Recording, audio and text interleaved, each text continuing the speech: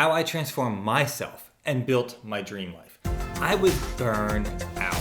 I didn't want to go to work, which I worked for myself. I should have been able to do whatever I wanted. I didn't want to go to work. I didn't want to do anything. I was really just done. It was kind of awful. And then I realized things needed to change. So I looked at what it would take to build my dream life, and I made it happen. And you can too. Here's what I did. I did it in 7 simple steps. If you do these 7 simple steps, you can have your dream life too. Let's get started. Your dream life starts now. The first thing I did was I was honest with myself. I was honest about what I truly wanted. At first, one of the problems that I had was I was building things around money. I wanted more money, I wanted more employees, I wanted a bigger company. That wasn't truly what I wanted. If you watch these videos, if you know anything about me, you know I want to spend more time with family. I want to enjoy the life I have. Yes, money matters. Yes, the company matters. Yes, my employees matter to me as well. But I needed to be honest with myself about what I wanted. So, what did I do? Well, the first thing I did was the thing I avoided for so long, and I really shouldn't have. I thought it was stupid. I thought it was quirky. I thought it was dumb. But I sat down and did it anyway. I made a vision board. It was really that simple. I got some magazines, cut out pictures of things that I really wanted, things that would matter to me. And I put these on the vision board.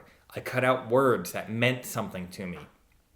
So I put pictures and images and things of what I wanted my life to look like on this vision board. It's a simple task. I just had to sit down and do it. And as dumb as I thought this was the first thing I really needed to do to build the life I wanted. The next thing I did was I made constant visualization. I took pictures of this vision board. I hung the vision board up where I would see it all the time. I put the vision board pictures everywhere I could so I would see them constantly. You see, just making the vision board wasn't what was life-changing, but what was really life-changing here was the constant visualization of it. The reminder of the things that I really wanted, which would propel me to move forward. So when you make your vision board, 1, make it a true vision board. Don't just put things on it that you think might be within your reach. Put things on it that you really want, things that are not in your reach. You'd be surprised at how much you can do and how far you can go if you just try. So go ahead, go beyond what seems realistic. Make it what you want. Then don't be afraid to post it everywhere you will see it. See, that was the next thing I had was I was afraid what happens if somebody sees my vision board and how stupid would they think it is, because I already had the mindset that this was stupid, which is why I avoided it. Stop it. It doesn't matter what somebody else thinks. It matters what you think and what you're trying to do. Number 3 was I needed to do calculations. I needed to do the math on what it would take to get to these things that are on my vision board. I needed to understand how expensive this would be or what the things were that were necessary to make this happen. By knowing the expense, by knowing what it would take, I could put in motion what I needed to do to get there. If my vision board was worth, we'll just say, because I don't remember the exact number, we'll just say if my vision board was worth $10 million, I needed to figure out how to put in place the things necessary for me to achieve the $10 million to achieve my vision board. So it was important to know the math, do the calculations on what this life looks like, but also the sustainability of that life. Because once you achieve these things on the vision board, you may have new expenses. So go ahead, figure that out. Essentially build a vision budget too while you're at it. This vision budget will give you clarity into what you need to do, how far you need to go, what the steps are to get there, because just a vision board can be pretty pictures. Now by doing the math, you start to put more concrete pieces of the picture together and you can take the steps to get there instead of just looking at pretty pictures. The next thing, number 4, was value creation. What is that? I mean, that's a funny word. Value creation was I needed to make myself valuable, and I needed to believe I was valuable. See, a lot of times we discount what we're worth, what our time is worth, what we do, what it's worth. I needed to create value in who I was and value in what I would charge for my time, value for the services that I provide. I needed to see the true value in myself. And that way, others would see value in me. And when others saw value in me, they were willing to pay for that value, which would help me acquire the necessary finances to reach the goals on my vision board. Number 5 was I needed to sacrifice. Now, this is stop the grind, so sacrifice isn't what you're thinking. So stick with me here. Everyone wants a dream life, but they aren't willing to make the sacrifices needed. You'll need to learn and grow. You'll need to change. So the sacrifice first is going to come in your willingness, your ability to change. You need to sacrifice some old comforts for some new habits and new things to become that person that you're trying to become. Often we get stuck in a life of mediocrity because it's comfortable and easy. We need to sacrifice some of that current day comfort and mediocrity so that we can achieve tomorrow's comfort and tomorrow's success. So sacrifice isn't necessarily what you think it is.